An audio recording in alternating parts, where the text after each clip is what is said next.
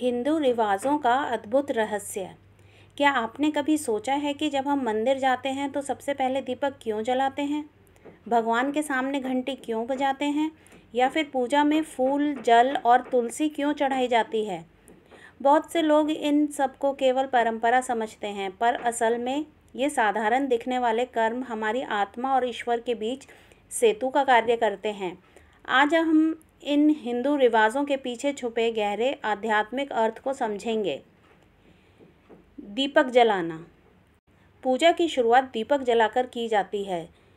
दीपक का प्रकाश अंधकार को मिटाता है। इसका गहरा अर्थ है कि जब हमारे भीतर अज्ञान और नकारात्मकता का अंधकार रहेगा, तब तक आत्मज्ञान का प्रकाश नहीं फैल सकता। दीपक की लौ हमें यह सिखाती है कि हमें सदैव ऊपर उठते रहना चाहिए। जैसे लौ हमेशा ऊपर की ओर जाती है, वैसे ही हमें भी अपनी आत्मा को उच्च बनाने का प्रयास करना चाहिए। शास्त्रों में कहा गया है, तमसो मां ज्योतिर्गमय, अर्थात हे प्रभु, हमें अंधकार से प्रकाश की ओर ले चलो। इसलिए दीपक जलाना केवल एक कर्म कांड नहीं, बल्कि यह ज्ञान और आशा का प्रतीक है। मंदिर की घंटी बजाना। जब हम मंदिर में प्रवेश करते हैं तो सबसे पहले घंटी बजाते हैं। साधारण सोच ये है कि घंटी बजाने से भगवान को हमारी उपस्थिति का पता चलता है, परंतु वास्तव में घंटी की ध्वनि एक विशेष कंपन पैदा करती है।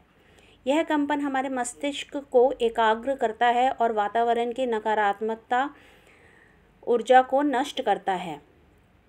विज्ञान भी मानता है कि घंटे की आवाज़ 7 अलग अलग ध्वनियों से बनी होती है, जो हमारे शरीर के 7 चक्रों को संतुलित करती है। इसलिए घंटी बजाना केवल शोर नहीं, बल्कि ध्यान और शांति का साधन है। फूल अर्पित करना। भगवान को फूल चढ़ाना हमारी भक्ति का सबसे मधुर प्रतीक है। फूल अपनी सुंदरता और सुगंध बिना किसी स्वार्थ के सबको देते हैं। जैसे फूल खुद को अर्पित कर देते हैं, वैसे ही हमें भी भगवान के सामने अपना अहंकार छोड़कर आत्मसमर्पण करना चाहिए।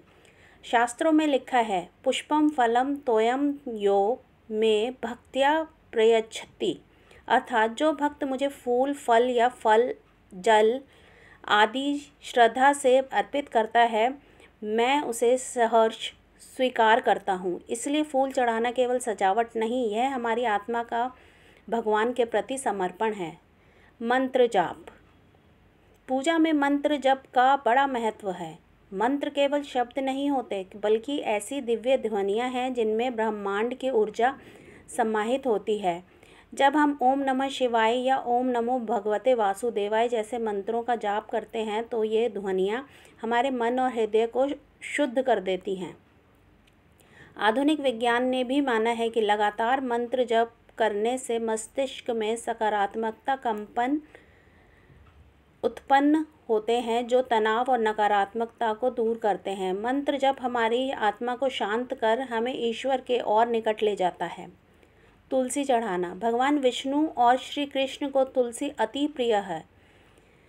तुलसी केवल एक पवित्र पौधा ही नहीं, बल्कि औषधीय और आध्यात्मिक दृष्टि से भी अत्यंत महत्वपूर्ण है। तुलसी को चढ़ाने का अर्थ है अपने जीवन को पवित्र करना और ईश्वर को अपनी भक्ति अर्पित करना। कहा गया है कि जहाँ तुलसी का पौधा होता है, वहाँ स्वतः ही सकारात्मक ऊर्जा और सुख शांति निवास करते हैं। भावनात्मक जोड़।